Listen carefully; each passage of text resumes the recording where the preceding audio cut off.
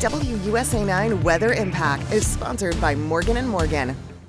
Well, we are in for a real treat when it comes to the forecast for the next few days with sunshine and temperatures in the 70s. I'm Mary Marshall with this WUSA 9 Weather Impact Update. Upper 70s for D.C. today for a high, right around 81 in Baltimore and 80 in the Fredericksburg area. We'll find temperatures by the hour upwards of 75 degrees by 11 a.m. and by 1 o'clock, 77 by 3 o'clock. There will be some clouds for the first half of the day, but you can see that by 5 o'clock those clouds break up. We still have breezy winds on average between 15 and 20 miles per hour, with the gusts at 20 miles per hour to 25 miles per hour and even stronger at times. 76 degrees by 7 o'clock. Just as the sun is about to go down, we see those clouds really begin to part with us, and we have clear skies tonight that will drop those temperatures into the 50s for most areas. Well, soak up that sun while you can, because we do have a wet week ahead. We've got rain and even a few thunderstorms that'll be possible this week. Here's when it's going to start. Tuesday night after 11 o'clock, we're looking at rain. And then Wednesday, swapping out the sunglasses for the umbrellas. We've got rain all day long in the morning, at lunchtime, even on that evening commute home. That's why we've already issued a weather impact alert for that day, because we know that can slow down traffic. Now, I'm not seeing a lot of storms per se coming up on Wednesday, but the possibility is there. So far, it looks to be below severe criteria, but it's something that we'll continue to watch. Rain chances Thursday and Friday as well, but on Thursday and Friday, we won't have quite as much rain to be dealing with on those days. It'll be a bit more spotty. And you may want to grab a sweater, because Wednesday through Friday, temperatures are going to be in the 60s. Low pressure is gradually working its way in. We'll see high pressure moving out, low pressure moves in, and this is what's going to increase our rain chances for the coming days. This is what it looks like on Futurecast. You'll see clouds coming in as early as Tuesday afternoon, but those showers hold off until Tuesday after 11 p.m. Now, once we get to Wednesday morning, this is at about 6:15 in the morning, we can see rain throughout the day outside. This is going to be in the evening hours as well. We'll still see those showers. This is at 5 o'clock, so just a wet day for us on Wednesday.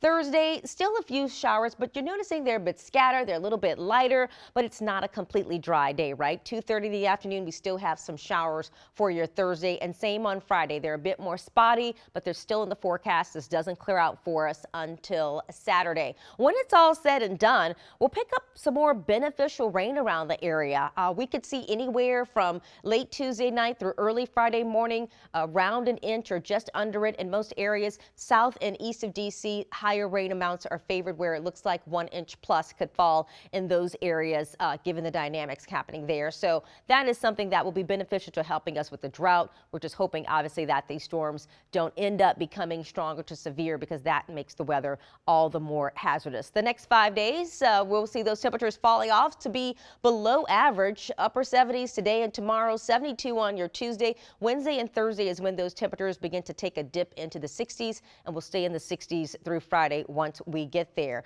Now, here's what we're looking at across the region when it comes to severe weather. The National Weather Service confirmed a tornado in Baltimore on Friday.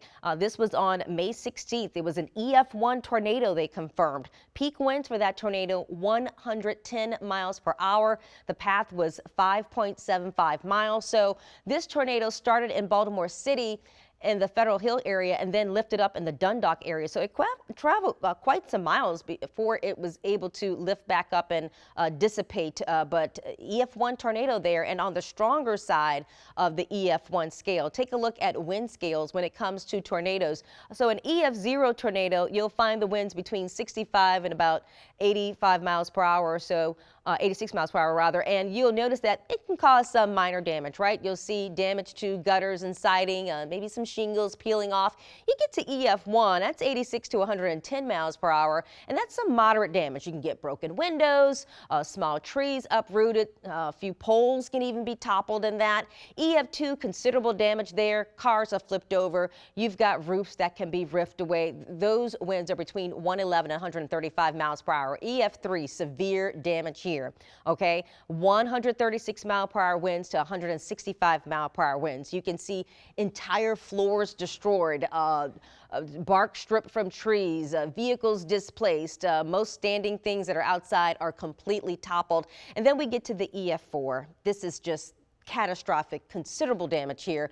You're looking at winds 166 to 200 miles per hour. Homes are just leveled, sadly. You've got cars thrown into the air. Landscape is stripped away. Very, very horrible damage there. And same with the EF5, the strongest ones. Homes completely swept away there. So this is the scale of how those tornadoes can go. And Baltimore, as you can see, was on the higher edge of that EF1 tornado range, 110 mile per hour winds with that particular system. Now, speaking of tornadoes, doing some research here, and nighttime tornadoes are becoming just a little bit more deadly. The deadly tornadoes that just happened over the Kentucky area, some of them happened overnight, and now the research tells us that nighttime tornadoes are twice as likely to be deadly. They make up nearly 40% of tornado deaths, and nighttime tornado deaths are up by 20% since 1880. That's despite the number of daytime tornado deaths on the decline. So we're seeing a rise in tornadoes that happen at night that become deadly. Here are some of the reasons for it. Well, at night, of course, it's harder to see those tornadoes, right? It's dark. Some of them can be rain wrapped, so that makes it harder to see.